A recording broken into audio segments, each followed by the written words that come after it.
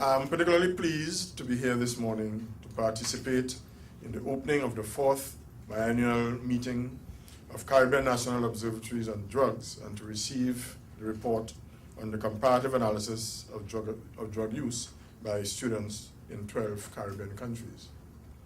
And I want to compliment Colonel and his team and all those who contributed to this report.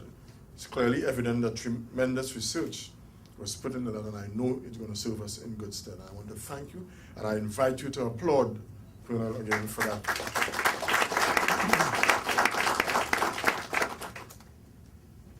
I wish to add as well to the welcome remarks already extended, and personally welcome both our regional colleagues and those who are here representing their various international organizations and countries.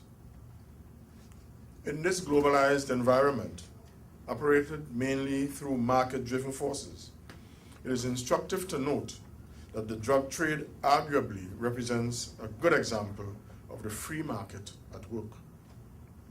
Even in the face of hostility from state forces everywhere, the constant need for clandestine operations, and without the benefit of formal advertising, the drug market is truly international in its reach.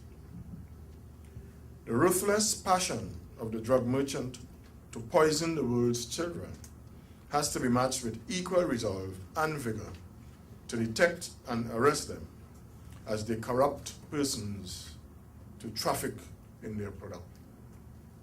They kill, they maim, they stuff dead babies, they cause people to ingest the drug to travel through airports, and we have had numerous incidents of that here in Trinidad and Tobago. We must be equally passionate to protect our children and balance our interdiction and other activities with comprehensive, readily available programs to reduce demand. We have to watch and work. Today's event, therefore, affirms the fact that there are things we can do and are in fact doing. We do these things confident that the problem can be reduced. More importantly, it reaffirms the wisdom of the collaborative approach. This event also stands as testimony to the belief shared by the Inter-American Drug Abuse Control Commission and our own National Drug Council that change is possible once we remain committed. Our country's National Anti-Drug Plan 2008 to 2012 sets out a strategic policy for the management of all issues related to drug control for this country and is built on 5 pillars. The plan gives equal weight and consideration to the issues of demand and supply reduction. And as the chairman of the National Drug Council noted in his remarks, and I wish to reiterate, and I quote, Trinidad and Tobago does not subscribe to the belief that any one issue is of greater importance than the other, end of quote. All of us in this room know quite well that our beloved countries sit as prime transshipment points for drugs that are deposited into the larger metropolitan countries. However, concurrently, we are also experiencing increasing numbers of substance abusers.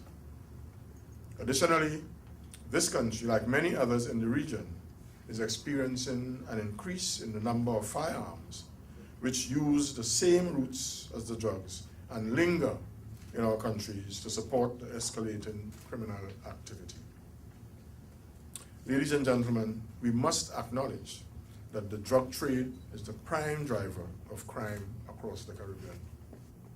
Indeed, since the 1980s, Trinidad and Tobago and the region have witnessed an unprecedented upsurge in the prevalence of illicit drug use, mainly cocaine and marijuana, and more recently, the increase in serious crimes, with homicides featuring prominently in most of our countries. Every day, we see the destruction affiliated with illicit drug activity, crime, armed violence, money laundering, addiction, and broken families all pose a critical challenge to the region's development and safety. This meeting here today has implications for all of the foregoing issues. And as I listened to the information highlighted in the presentation, I became more acutely aware of the similarity of the challenges we all face in our Caribbean community and indeed internationally. Accordingly, the establishment and maintenance of fully operational observatories cannot be overemphasized. The government of Trinidad and Tobago regards the collection, analysis, and publication of data as critical to the development of policies, strategies, and programs which possess a greater potential to be successful since they are supported by that empirical data. One such program has been the Citizen Security Program. Recognizing the growing incidence of crime in a number of communities, the government, in partnership with the IADB, implemented the Citizen Security Program.